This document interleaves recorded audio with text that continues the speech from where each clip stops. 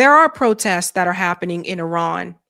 There are two protests that are happening. There are people that are protesting against the regime. That is true. But there are also people protesting against Israel and the United States wanting to come in and intervene in their country. That's the part that corporate media is leaving out. Donald Trump is taking it all the way there. You guys need to see this. Like I told you, they really want to go all in. Iranian patriots keep protesting, take over your institutions, save the names of the killers and abusers. They will pay a big price. I have canceled all meetings with Iranian officials until the senseless killing of protesters stops. Help is on its way. MEGA President Donald J. Trump. Does everybody see what he said there? I mean, I don't know if someone took Donald Trump's phone away from him or what, but that's not MAGA. That's not Make America Great Again. He put Make Iran Great Again, or to some, I would say Make Israel Great Again, right? But this is a direct diversion away from his base. Why is Donald Trump, this guy who said he was America first, why is he saying Make Iran Great Again and not Make America Great Again? So you guys see, it's just all out in the open. It's all out in the open. It's all there. So they're really inching. They really want to go in here. And Iran has officially announced that they're prepared for war. Guys, buckle your seatbelts. Listen to this. I don't know if their leaders are just they rule through violence, but we're looking at it very seriously. The military is looking at it, and we're looking at some very strong options. There is no war, but we are fully prepared for war. You asked whether preemptive operations are on our agenda. They are not. We do not seek war, but we are fully prepared for it, more prepared even than before the previous war. Iran. So once again, we're seeing the other country say that they don't want war, just like with Venezuela, they don't want war, but they're prepared for it if it comes to that, right? Now, Donald Trump is going to tell you that Iran reached out to him. Listen to what he says. Called to negotiate. Yesterday, the leaders of Iran called, they want to negotiate. I think they're tired of being beat up by the United States, but we may have to act because of what's happening before the meeting. We are also ready for negotiations, but negotiations that are fair, honorable, negotiations that are serious and genuine, not ones where orders are given or things are dictated, which is the habit of some countries. So, ladies and gentlemen, he said Iran called and they wanted to negotiate, but he also said after that, we may have to go in and attack before that's even possible. Isn't this the same thing he just did with Venezuela to Maduro? Maduro said that he was open to those talks, that sitting down with the United States. They went in and they kidnapped him. They're like, no talks. We're just going to go in and take you anyway. So everyone timestamp this moment. Take a screenshot if you need to. Just write down the time of this so you can pass it on to your friends, of Iran's president making it very clear that they did not want war. That's important because that's not where you're going to hear from corporate media. Corporate media is going to tell you that they did want war, that they're a threat to the United States. Iran issues war warning. Trump weighs military strike. Here's another one here.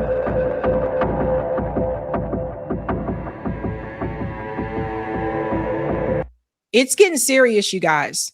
Like they say that they're fully prepared. That means they have everything that they need to go. Now, the proper thing to do, as I said before, is just to leave them alone. I don't feel like this is, our issue. But Donald Trump made the statement already. Forget the negotiations, that he wants to go in anyway. They really want to amp this up. Let's go ahead and bring in Max Blumenthal. He is here now. Max, give me a thumbs up if you're ready. And we'll bring Max in for this one. Okay. All right, ladies and gentlemen, Max Blumenthal from the Gray Zone is back. What's going on, Max? Hey, great to see you. How's it going? It's going great. Thank you for making the time. I know you're incredibly busy. We have to talk about what's happening with Iran. People are starting to get scared.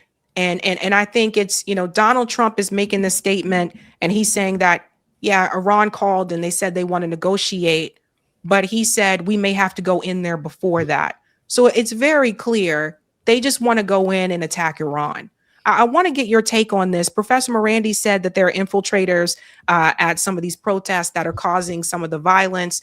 And I know I saw other videos that's not being shared on corporate media about some people that are protesting for the regime that is currently there. I want to get your take on this. Yeah, we're witnessing a total cover-up in our media, all across Western media. It's almost impossible to understand what's actually happening in Iran. Part of that was because of an internet blackout that I'll talk about in a second. But the real reason is that our media will not explain what is happening in the streets of Iran, which is not protests. There have been protests. Right now, what Iran is facing is primarily violent riots and ISIS-style attacks in which hundreds of police and security forces and civilians have been killed. And the aim is to destabilize the country in order to create momentum to push Donald Trump, the notoriously gullible, seemingly demented president, into authorizing a massive bombing campaign. And it's Israel that's doing the pushing. Israel's Channel 14 has announced that the Mossad is sending weapons directly into the so-called protest ranks. And we have seen videos of armed men in cities from Kermanshah to Isfahan in the streets of Iran, firing on police officers, killing people, Molotov cocktails, burning down municipal buildings, municipal workers being killed, unarmed guards being beaten to death by mobs of masked men, ambulances being toppled, buses being attacked and burned, mosques being burned, entire city centers being destroyed, literally destroyed, burned to a crisp by mobs of rioters. And people are outraged in Iran, as anybody in any society would be, to see this level of foreign-backed rioting and violence. And they're coming out in unprecedented numbers. The rally in Tehran 2 days ago featured something like 1.2 million people. That's a large portion of Tehran's population. And having been there in Tehran, it's very hard to get around. Transportation's difficult. People went to extensive measures to not just show their support for the Islamic Republic, but to show their rejection of this violence, which is being encouraged and cheered on from Brussels to Washington to Tel Aviv. And so this is not the story you're getting from Western media. You're getting a story about a freedom movement. People just want freedom in Iran. But freedom, you can't have freedom if you have no security and children are being killed in ISIS-style attacks. An 8-year-old girl was killed in Isfahan. I actually know her neighbor. We had a picnic with her family by the Zandarud River. My family did in Isfahan in May. And then a month later, they were attacked by Israel, the entire country, and then by the US for 12 days. And what we're witnessing now is a continuation of the 12-day war. It is not a freedom movement, so do not be deceived. And the only thing this can achieve is US and Israeli airstrikes on Iran, which could also lead to dead American service members in the many bases that have been surrounding Iran for decades. Yeah, a member of the Knesset announced on Channel 14 that after the regime is overthrown in Iran, that Israel are going to come in and kill everybody in Iran. I mean, it's blatant. It's out in the open. Well, they were saying that they were going to continue to attack Iran as they're doing in Syria, because there's no solution that Israel would consider acceptable that would leave any pockets of resistance to total Israeli domination of the region. So even if they somehow topple the so-called regime, which comprises an Islamic republic that has clear legitimacy from the protests that you've seen across the country in support of it, they're going to continue bombing. And that means they're going to continue killing Iranians. And yet you see Iranian monarchists in the streets of Los Angeles waving Israeli flags. They want that country to come save them, but they're never going to go back there. These protests are being encouraged by Reza Pahlavi, who is the self-proclaimed crown prince. I call him the clown prince of Iran, whose father was the king of the Iranian monarchy that was toppled in 1979 in a popular revolution and ran an extremely repressive government before 1979. Reza Pahlavi said in an interview with Patrick Bet-David, a fellow Iranian monarchist, that he doesn't ever plan to go back to Iran, that he's been in the US for over 40 years, that his life is here and all his friends are here. He lives in luxury in Potomac, Maryland, in a mansion, a giant McMansion. And yet he is instructing Iranians to go and kill government workers, to kill state media workers, to burn down state media stations. Basically, it would be like telling Brits to go burn down the BBC. And he's sending people to their deaths. And he was asked by Norah O'Donnell on CBS about whether he's being irresponsible by sending people out to riot across Iran from the comfort of his home. And he didn't back down. And this is someone who's backed by Israel, who's visited with Benjamin Netanyahu, who kissed the wall and occupied Jerusalem. And this is the face of the Iranian opposition. He doesn't intend to bring freedom back to Iran. And I think the people in Langley who are in the offices of the research wing of the CIA, who are like ordering pizza and getting all frantic, they know what I'm saying is true. They know that the opposition is completely fragmented, that the institutions of the Islamic Republic are united, that they have millions of people in the street who support them, and that what's taking place aren't these, woman life freedom protests where people are just protesting for freedom. They are essentially riots. And any protests that did take place earlier this month, which I'll talk about in a second, have basically dissipated. They know that. It's been even expressed publicly by Stratfor, which is the sort of shadow CIA. It's a private institution that contracts with US intelligence, advises opposition movements around the world. And they have assessed in a January 7th article, while the protests were still and the riots were still gaining momentum, that everything I just said was true, that the opposition's fragmented, it's too fractious to succeed, that the Islamic Republic is united, that any US and Israeli attack on Iran would actually unite Iranians further behind the Islamic Republic and end any protests that are taking place, and that the only impact of protests could possibly be US and Israeli airstrikes. That's the ultimate essential purpose of these so-called protests.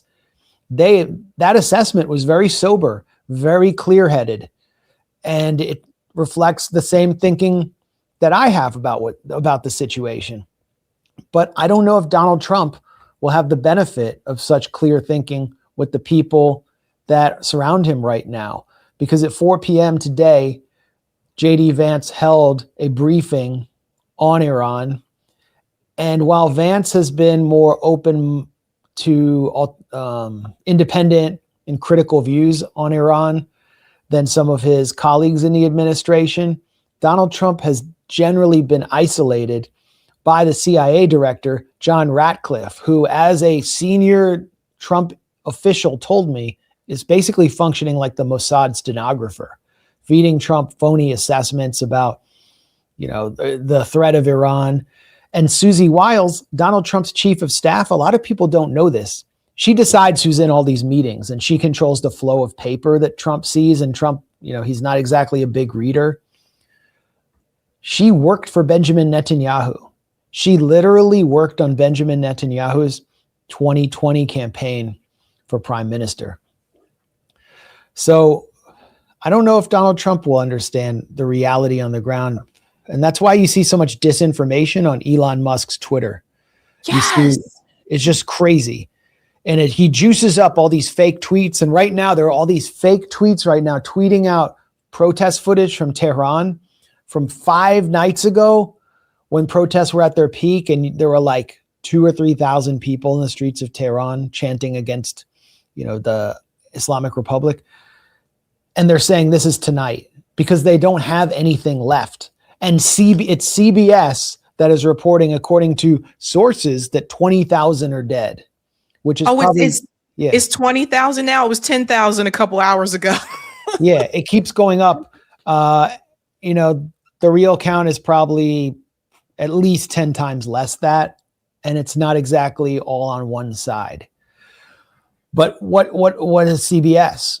CBS is ZBS. It's basically owned by the Israelis through Larry Ellison, the Oracle billionaire CEO of Oracle, who is the largest donor to Friends of the IDF. And he installed Barry Weiss, lifelong Israeli first activist, for this precise reason, to put forward the Kuwaiti incubator WMD lie to trigger a U.S. attack on Iran. And now Trump is saying he may attack Iran to punish them for gunning down protesters without, any context here, which is not an America first thing to do. You're going to go in and bomb a country because of something that happened internally there. That's not how America first was marketed to the MAGA base. And it's not Venezuela. Iran has loads and loads of short-range ballistic missiles, which can easily reach an array of U.S. military bases that surround it and could kill U.S. service members and certainly destroy the bases and overwhelm their anti-aircraft, their anti-missile systems. And it will all be because Trump decided to punish Iran for cracking down on protests. And really, the real reason is because Donald Trump is controlled by the Zionist movement. That's why. So Donald Trump is playing with fire here. Yeah, it's really dangerous. And to show people this, what Max is talking about, to piggyback off of this was published in the Jerusalem Post. Mossad spurs Iran protests as agents with demonstrators in Farsi message. So they're openly admitting that they have agents there among the protesters. And I think what's frustrating for me, Max, is that I am seeing videos and people who are Iranian American who are supporting this. They said they want the U.S. to overthrow the regime. And I'm just like, didn't you see what just happened in Syria? Like, what is wrong with people? Why do they think this is going to be a positive thing? Well, many Syrian Americans wanted that, just like many Venezuelan Americans wanted Maduro to be kidnapped and Venezuela to be bombed, because our country is infested with weaponized immigrants who weren't welcome in their own countries because they were, let's say, a liability. And they're a liability to our country because they simply see our country as an aircraft carrier for them to settle scores back home. I don't know what they're bringing to the table here, but my family came in as immigrants. Most of my family came in over 100 years ago, and they didn't run around pushing American policy in support of what was taking, in support of, this old world concerns. But, the monarchist lobby in the United States works hand in glove with the Zionist lobby. And so too does the Miami Mafia in South Florida. And their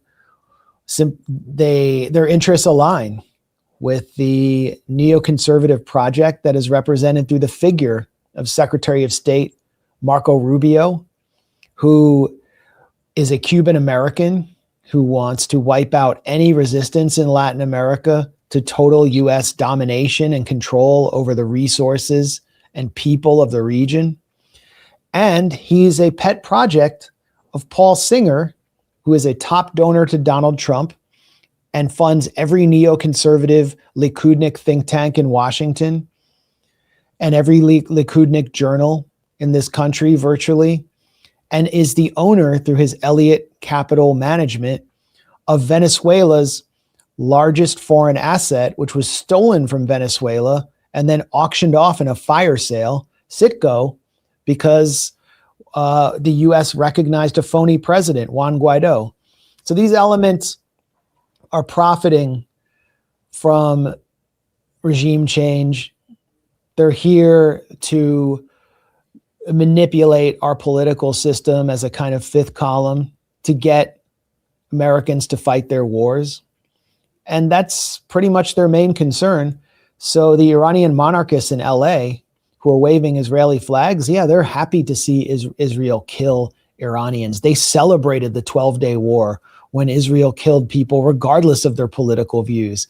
And Israel wasn't just killing people through the air. It wasn't just killing people from standoff strikes over the Caspian Sea from F-15 and F-35 jets. It was killing people internally through Mossad agents that it recruited, and they were proud of doing this. Israel boasted that it had infiltrated Iranian society by paying and recruiting Iranians, paying them crypto and so on, to carry out attacks inside Iran. And speaking to Iranians that I knew, their biggest fear was of those internal cells, essentially Israeli recruited death squads inside their own country. Imagine being in like a city in the United States and a more powerful foreign country in your region had recruited and armed criminal elements to simply wreak havoc in your neighborhood. What kind of response would you demand from your government? What kind of response would you demand from the police? I think it would go beyond any partisan issue or any partisan concern with the police, and people would demand security. If their neighborhoods were being burned, car bombs were going off, people were being slaughtered, and any government or municipal worker was being killed, along with scientists and academics. People would demand a response to put an end to that. That's what's happening in Iran right now. And the purpose of what Israel and the US are doing with this violence inside Iran is to try to overwhelm the ability of the state to provide security so that it will increase the antipathy of the population for the Islamic Republic. They want them to blame their government for failing to provide them with security. And so the government is doing so. It is cracking down on these riots. It's cracking down on these ISIS-style attacks, which the opposition, the exiled opposition, is proud of, including burning mosques, burning places of worship, and killing civilians. And now you have the EU and Trump and the human rights industrial complex, Amnesty International, pointing the finger at Tehran, saying, you're gunning down peaceful protesters. How dare you do this? Right. So they're kind of like between a rock and a hard place. Do they provide security to their population? Or do they just allow this all to take place and allow complete rampages and takeovers of their cities by ISIS-style elements? If they do the former and provide security, they're going to get sanctioned and they're risking attack. But you can't deny security to your population. You just can't do it. Right. And just to show people, one of the things that Max was talking about these numbers that keep changing, this tweet was deleted after it was called out by Community Notes. Newswire said that over 10,000 were dead in Iran from the protests, and they got a community note that said it was 500, not 10,000. And then they immediately ended up deleting it. But that was after it got over 1.6 million views. For those who don't have an X account, I know some of you guys are not on X, which is formerly Twitter. This is what's been going on. There's been a number of these like accounts that get this boost from Elon Musk because they're sharing the propaganda that he wants. But then it reaches a lot of people and they don't, by the time they correct it, or if they do correct it, it's too late. Professor Morandi, same thing here. He had shared, he said the footage behind this dishonest warmonger is from massive pro-Islamic Republic demonstrations. This was on the BBC News. And Max, I think you retweeted this as well. I think this guy is a comedian. Yeah, he's a pro-regime change, pro-war, exiled comedian in the UK. But behind him, you see like they're rolling footage of the pro-government, pro-Islamic Republic protests that were unprecedented in history. Because you can see it right there. And they're tricking the viewer of BBC, which is a traditional information weapon against Iran, into believing that those protests were people coming out to protest against the government in favor of regime change. They're duping the viewer. That's so dishonest. And if you actually look at the protests in support of regime change, they are much smaller, and most of what you see, which the Western media will not show, is riots. Masked men beating to death unarmed security guards and filming it themselves. So they can't show that. They can't have that. So the BBC, which BBC World Service works hand in glove with the MI6, they're just deceiving the viewers right there into supporting. They're manufacturing consent for a regime change war right before our eyes. And Exactly. we're not stupid. We are not stupid. Yeah, corporate media, you guys, corporate media, they're not showing the other side of the protest. They're not showing the people that are protesting against U.S. Intervention. They're only showing you, and then of course with this one, it was a totally different crowd and they're telling you it's something else, but they're only showing you the other protest, right? I don't know if you saw this earlier, Max, but another video that I saw, it showed that Iran was meeting with ambassadors from the UK and from France, and they were showing them the videos of the masked men. We can't show it on here, but the masked men that were killing people, to show them who was really doing this. Yeah. And you just go down, just take a look at my Twitter account from the last few days on all my suppressed tweets. You'll see a lot of that footage. I'm trying to show people what Iranians have been living through that the Western media refuses to show. We're talking about like the burning of historic libraries, the burning down of like giant government buildings, people having Molotov cocktails thrown in their homes, gunmen with automatic weapons just opening fire in the middle of streets, ambulances being attacked, buses being burned, dozens and dozens of banks across Tehran being burned. And they know exactly what they're doing. And hundreds of cops being killed. Can you imagine if hundreds of cops in the United States were killed, what Trump or any US president would do? Like what kind of response there would be? Just imagine if one ICE officer was shot in the face, what would happen? But we're talking about hundreds of cops and the police in Iran. You can't equate them with militarized American cops because they're a bulwark against imperialism. But they're being killed just rampantly. So I'm trying to show that. You can see it there. Iran's foreign ministry presented this to ambassadors from the Western countries that are supporting and cheering on and actively engaged in fueling this violence. And of course, they've done nothing except sanction Iran further. They don't care. They don't care. What this reminds me of is so many of the other kind of color revolutions and regime change operations I've covered at the Gray Zone. For example, what happened in Nicaragua in 2018. Nicaragua has an independent, socialist-oriented government run by the Sandinistas, which is very popular and has kept violence at a very low ebb in that society. And they faced violent infiltration from gangs, Mara Saltrucha, and egged on by the CIA-backed opposition. They shut down the country, established roadblocks throughout the country that they called tranques, abused citizens, surrounded police stations and started killing cops, bombed police stations with homemade bombs, terrorized the country. And all you heard in US media, including in left-wing US media and like social democrat circles, was that Nicaragua was just waging some horrific crackdown, shooting protesters for fun who were just in the street holding protest signs and being beautiful people. And I actually went there and met with the Sandinistas. I went to their homes that had been burned down. I saw the hospitals that were attacked. I saw I met with people who had been beaten into comas. I met with the wives of police officers who had been dragged to death by trucks. I met with Sandinistas who had been kidnapped and had burning plastic bags poured on their faces.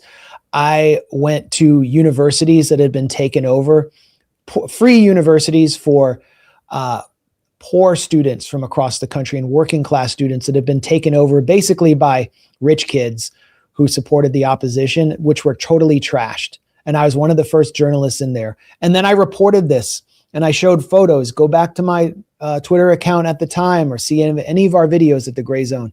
And like nobody cared. It didn't change the view at all. It was just Nicaragua did this, and US Congress voted unanimously to sanction Nicaragua after this took place, after they stopped that campaign of terror against their population. AOC voted for the sanctions. It was one of her first votes. So, and AOC and Bernie Sanders are calling for regime change in Iran right now. There's almost no difference between what they're doing and what Trump is doing. It's wild and crazy. One more thing for you, Max. You were the one that wrote the article after Charlie Kirk was assassinated and kind of like broke the news to all of us that he was starting to shift on this position. And we also know when it comes to Israel that he was obviously starting to question, and that also he went to Donald Trump and told him, do not go to war with Iran.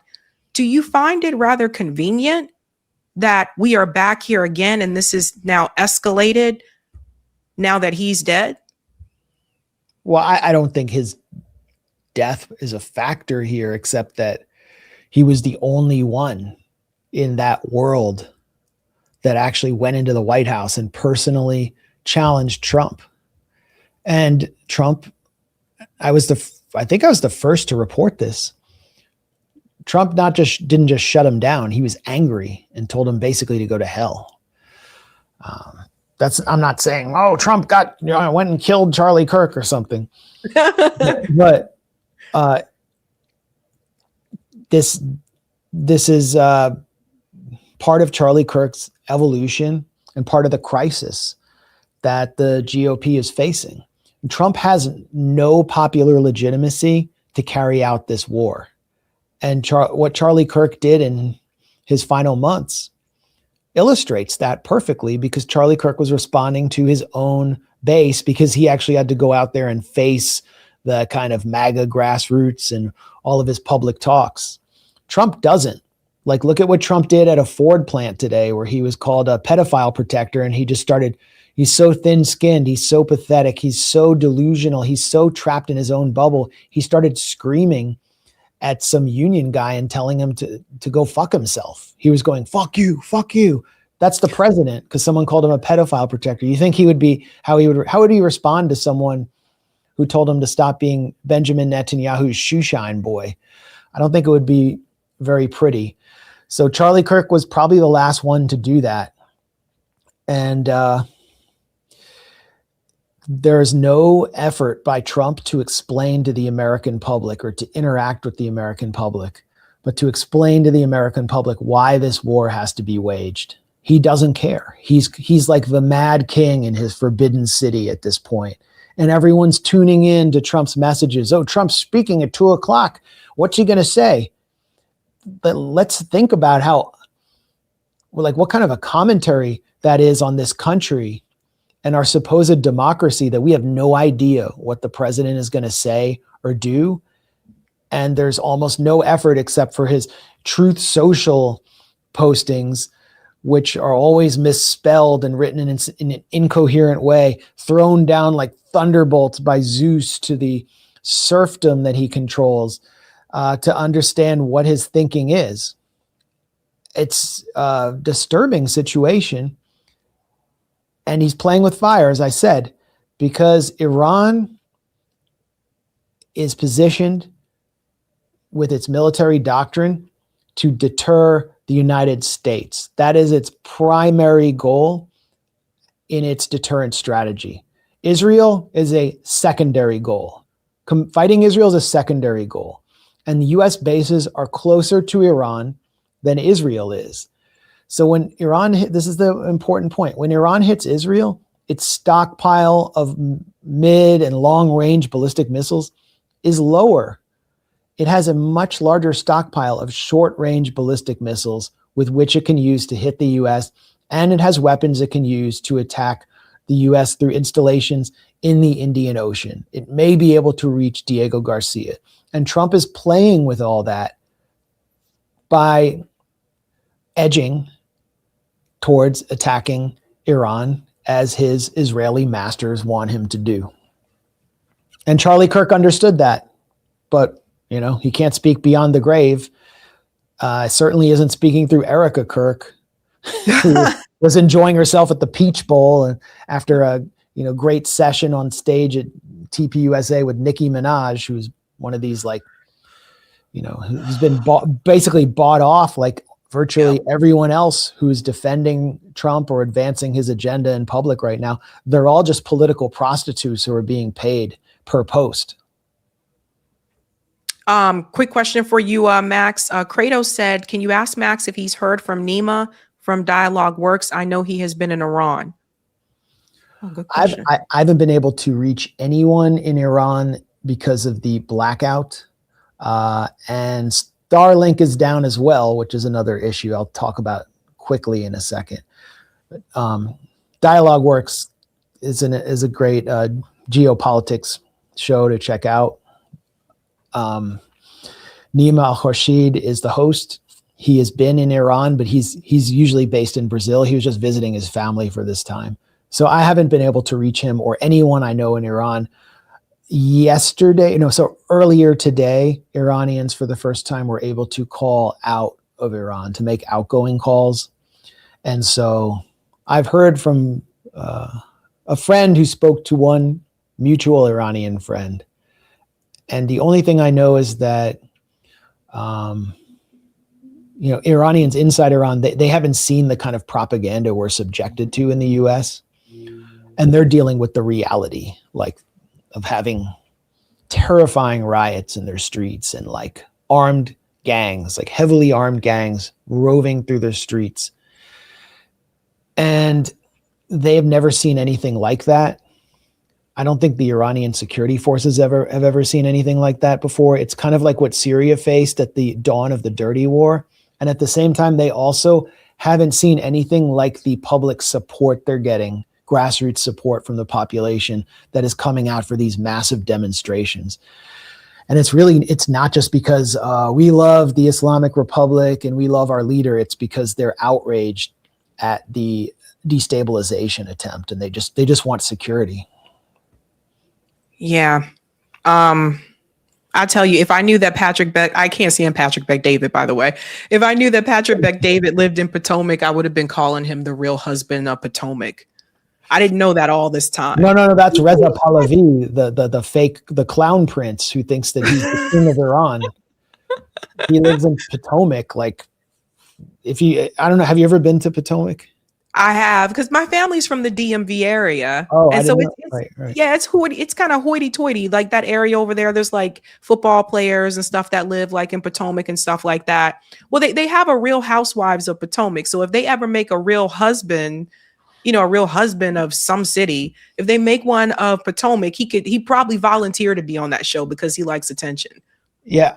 Anya my wife always complains that Real Housewives of Potomac wasn't really representative of what's in Potomac. Mm-hmm. There should be some wealthy Iranian 79er and you have wealthy Jews who live there and some WASPs, and they basically are just, you have Gulfies, the Saudi ambassador or some Saudi cronies will be there, and they're all living in their gigantic McMansions with lawns that take like teams of lawnmowers, and like it's outrageous. So this guy is sending people to their deaths living in some palatial home. He doesn't do anything for work. He's completely he's like an idler. He's produced nothing of value. He's not charismatic. He can't even perform well in interviews with US media. And his base of support is completely crazy. There's this video of them attacking a rival Iranian opposition group's van or U-Haul truck that drove near one of their rallies from the People's MEK, which is another completely psychotic opposition group that's been backed by Saudi Arabia and Israel. It's a cult run by a woman named Mariam Rajavi that's based in Paris, who lives in luxury in Paris. And this U-Haul came through with the MEK sign into a monarchist rally in LA where they're waving Israeli flags and monarchist flags. And they just started smashing the windows and beating the guy, and he escaped with his life and drove away. You can easily find that video on X or any social media site. But I mean, do you think these people are going to bring freedom to Iran? A monarchist, by the way, was just on Piers Morgan, and she was debating Mohammed Morandi, who you've had on, and we've had him on at the Gray Zone. I consider him a friend. And she called for him to be cut into little pieces like ISIS style on Piers Morgan. And then she boasted about it on her Twitter account. Like that's something that she's proud of. That's who they are. I mean, these are just real psychopaths, and they're a complete liability to America. That's wild. It's wild. Well, Max, anything coming up new for the Gray Zone? I mean, it's been a crazy year so far. So we're just trying to keep our finger on the pulse.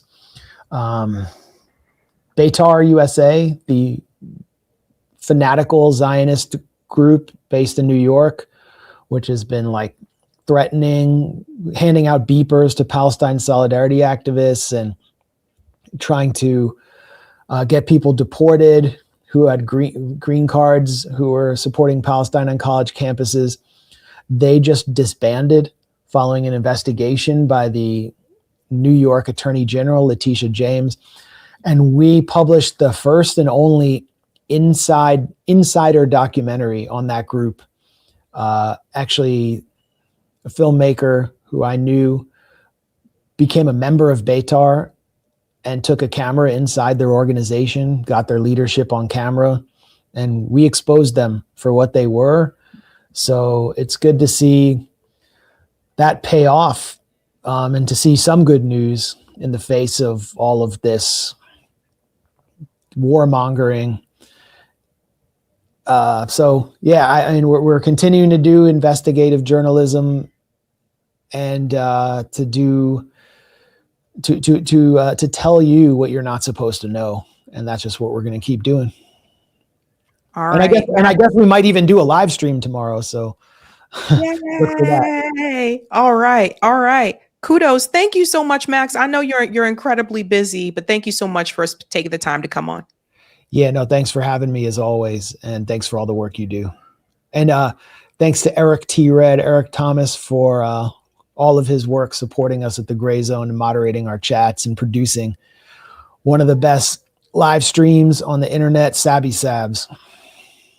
Thanks, Max. Peace. Bye.